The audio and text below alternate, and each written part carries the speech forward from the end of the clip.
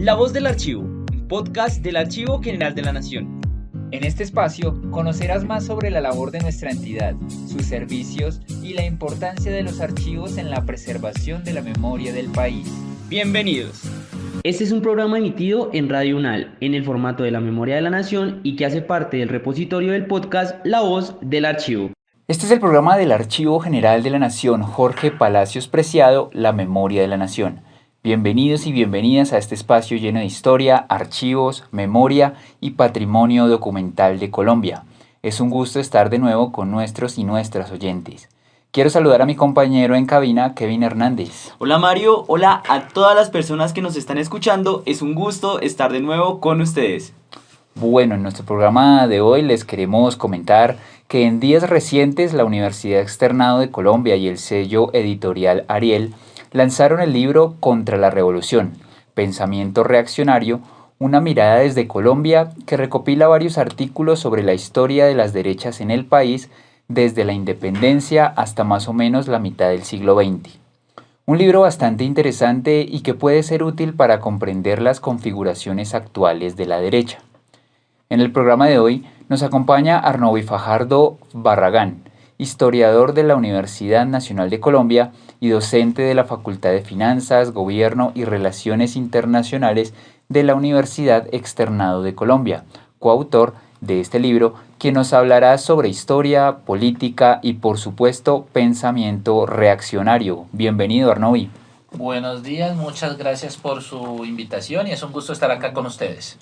Gracias a Moy por acompañarnos en el día de hoy. Bueno, y para iniciar la tanda de preguntas, queremos saber y que le cuente a las personas que nos están escuchando en este momento, ¿de dónde nació la idea de escribir este libro?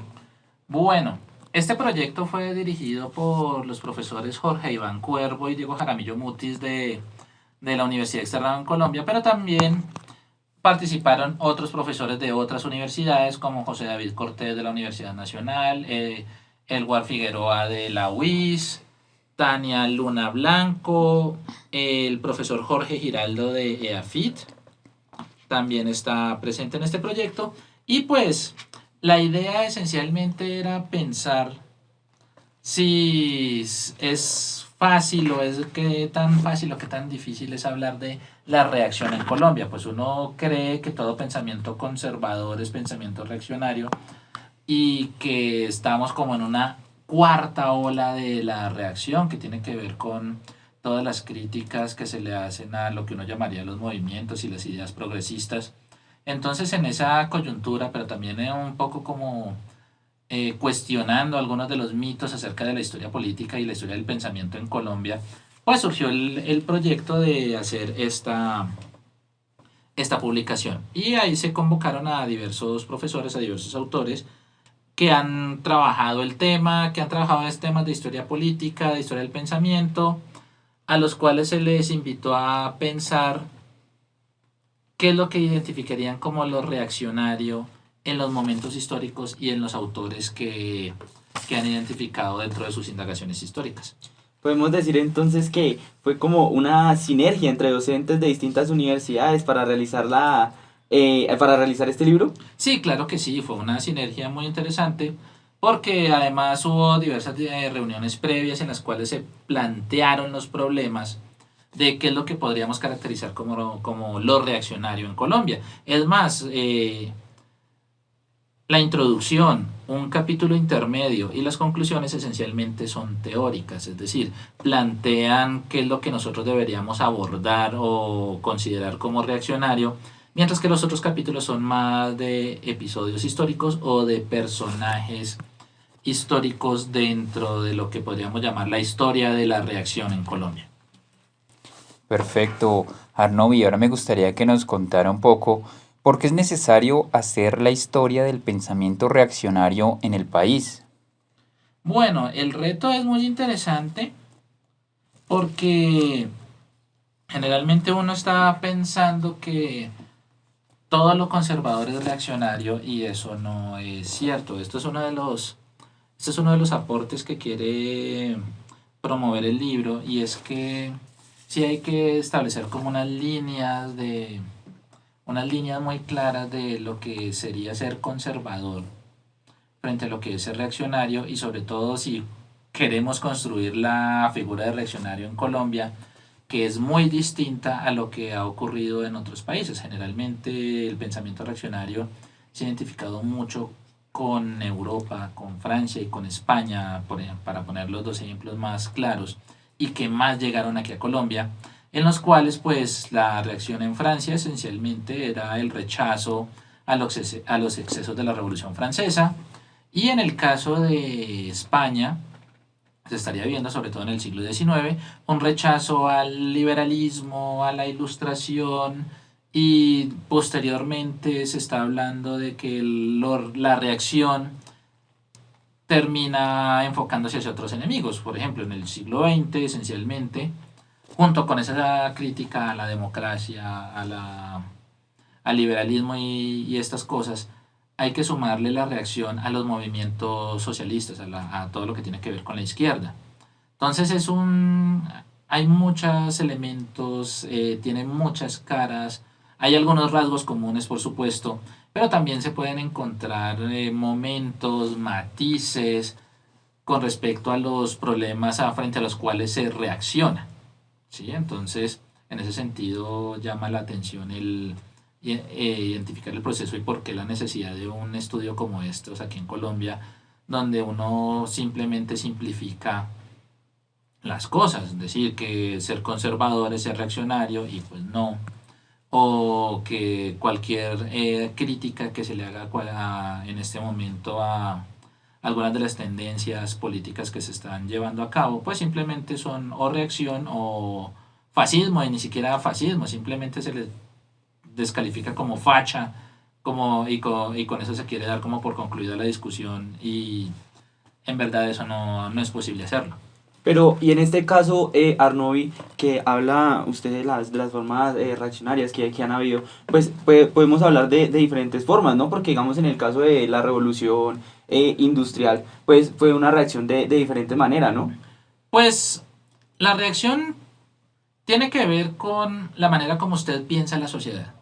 Si usted piensa en la sociedad de una forma como un pasado idílico, en el cual, por ejemplo, la jerarquía no es mala, sino que usted piensa que la jerarquía es buena porque tiene crea una especie de vínculos y todo eso, y frente a eso usted se encuentra con una sociedad en la cual lo que prima es lo igualitario, y la igualdad se quiere imponer de una manera muy violenta, pues obviamente se termina desarrollando una reacción ante eso, ¿sí? O por ejemplo, si se piensa en cuáles son las fuentes de la soberanía política, si venimos de una sociedad en la cual pues existe una conexión directa entre el catolicismo con la figura del rey como fuentes de legitimidad, y frente a eso viene pues el liberalismo, la democracia, pues ahí uno podría empezar a ver reacciones. Pero ¿qué es lo que pasa en Colombia, por ejemplo? Algunos de los personajes que nosotros consideramos reaccionarios, como Laureano Gómez, Miguel Antonio Caro o los hermanos Arboleda, que son como algunos de los personajes más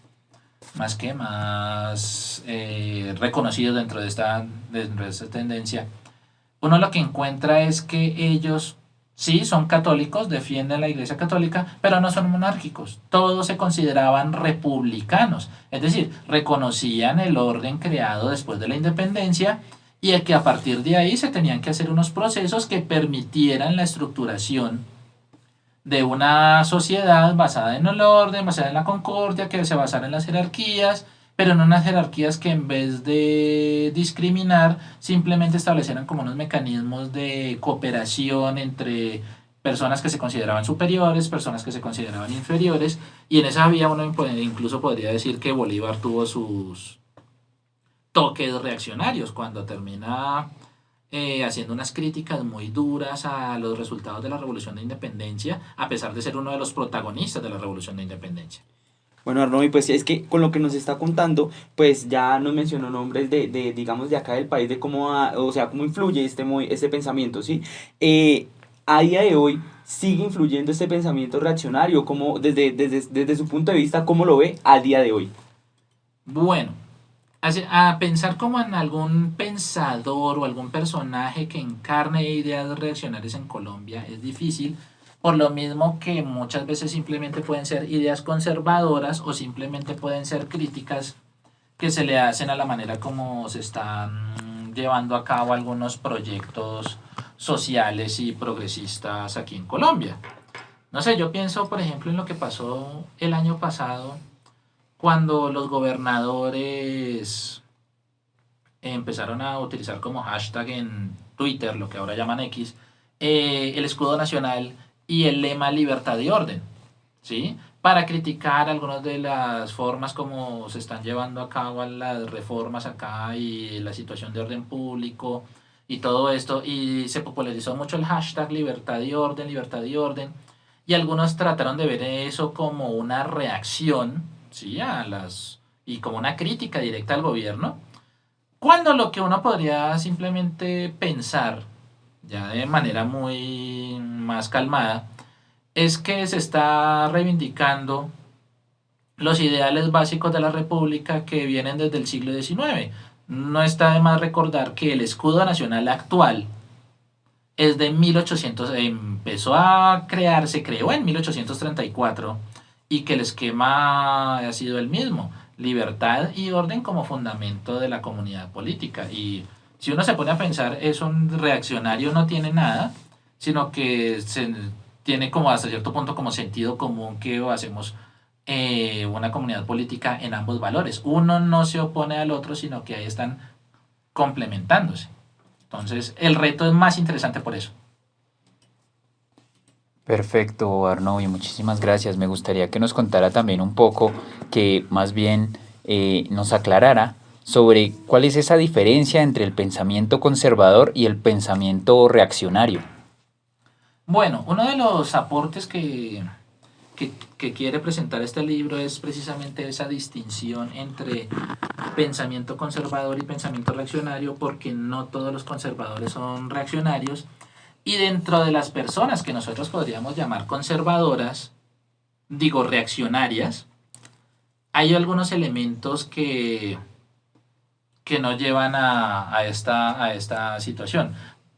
Pongámoslo en estos términos, dentro de los autores que se están planteando acá, como conservadores esencialmente, ahí están los hermanos Arboleda, ahí está Miguel Antonio Caro, ahí está Laureano Gómez y está Álvaro Gómez Hurtado, como como estas figuras que sí están vinculadas ideológica y políticamente al Partido Conservador, que al mismo tiempo desarrollan un pensamiento que nosotros podríamos llamar de reacción a ciertos elementos, a ciertas coyunturas en los momentos históricos en que ellos vivieron, y que detrás tienen un proyecto político que trata de armonizar ideas con respecto a una estructura social jerárquica, a unas ideas en las cuales la Iglesia Católica juega un papel muy importante. Incluso acá hay dos de los capítulos, el del profesor José David Cortés y Edward Figueroa, sobre la historia de la Iglesia Católica, el papel que tiene la Iglesia Católica en todo esto. Y el capítulo de Tania Luna, en el cual se habla de cómo la Iglesia Católica desarrolla un discurso anticomunista durante el siglo XX, sobre todo en la primera mitad del siglo XX. Ahí uno podría ver que los matices entre lo conservador y lo reaccionario a veces se difuminan y a veces son muy claros. O sea, uno puede ser conservador, pero rechazar algunas cosas que tienen que ver con el fascismo, que tienen que ver con el comunismo, o en el caso del siglo XIX, por ejemplo, ni Caro ni los hermanos Arboleda estaban pensando en el regreso de la monarquía a Colombia, ni estaban buscando que volviéramos a unirnos a España, ¿no? Ellos estaban claros en que ya teníamos un orden político nuevo, que había que defender, que había que potenciar. Lo interesante estaría en pensar que lo conservador tiene su misma raíz en lo liberal. Los partidos políticos en Colombia, liberal y conservador, tienen una misma raíz, que está en la configuración de la Nueva Granada al finalizar la Gran Colombia. Y dentro de esa misma raíz, todos se reconocen republicanos, con un gobierno popular representativo, y sus diferencias empezaron a surgir con respecto al papel de la Iglesia Católica en el orden social. ¿Sí? Los liberales tendiendo más hacia el laicismo, los conservadores en principio buscando más la alianza entre Estado e Iglesia Católica, que es uno de los temas que más se ha trabajado acá. Pero de ahí a crear un orden católico esencialmente fundamentado en todo esto, pues uno lo encuentra mucho más en los Arboleda, en Caro es esencial, e incluso en Laureano Gómez también. Laureano Gómez es esencialmente un escritor católico que trató de defender en la medida de lo posible las prerrogativas de la Iglesia durante los años de la República Liberal. Entonces, ahí hay muchos matices, muchos cruces, pero también se pueden ir encontrando algunas diferencias como más claras. O sea que podemos decir que uno de los cimientos de este pensamiento viene basado desde la iglesia.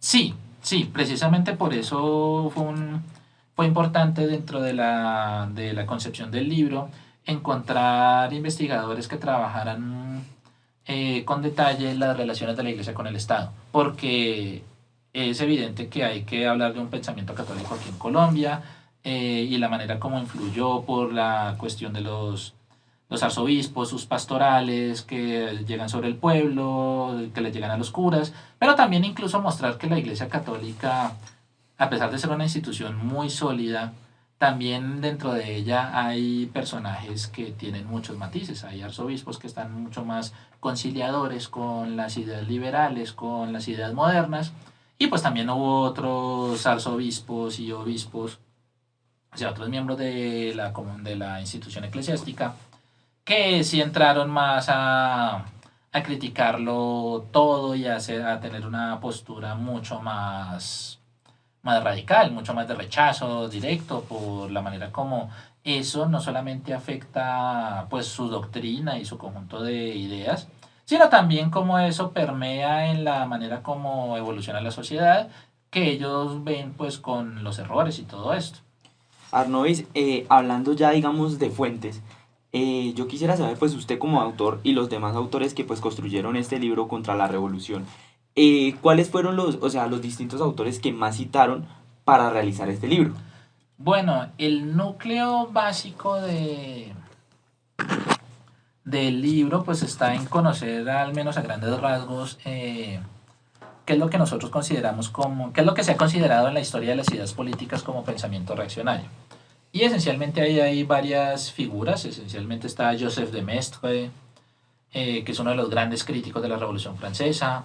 Está José Donoso Cortés, un español que influyó mucho en un autor alemán como Carl Schmitt, que es uno de los grandes y de los más cuestionados teóricos de la política y del derecho internacional en el siglo XX por su vinculación con el movimiento nacional socialista y todo esto.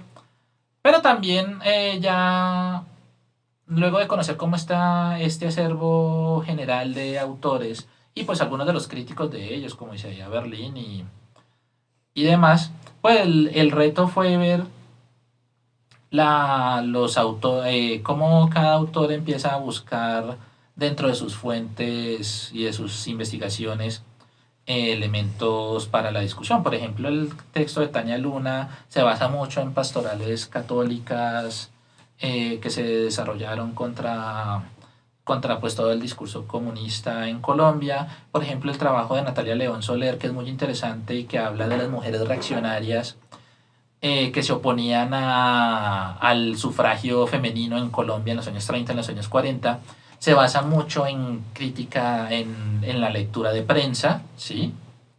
El texto de Nicolás Gómez Dávila o el texto de Álvaro Gómez Hurtado o el texto de Laureano Gómez esencialmente es un abordaje a sus principales escritos, y lo mismo el de los hermanos Arboleda. Entonces ahí hay una profusión y hay una riqueza de fuentes y de disponibilidad de información que resalta mucho. Y pues para cerrar esta parte, pues también en la parte teórica está el texto de José Daniel Parra, que esencialmente aborda a autores políticos contemporáneos, esencialmente un uno que es muy interesante, que es Leo Strauss.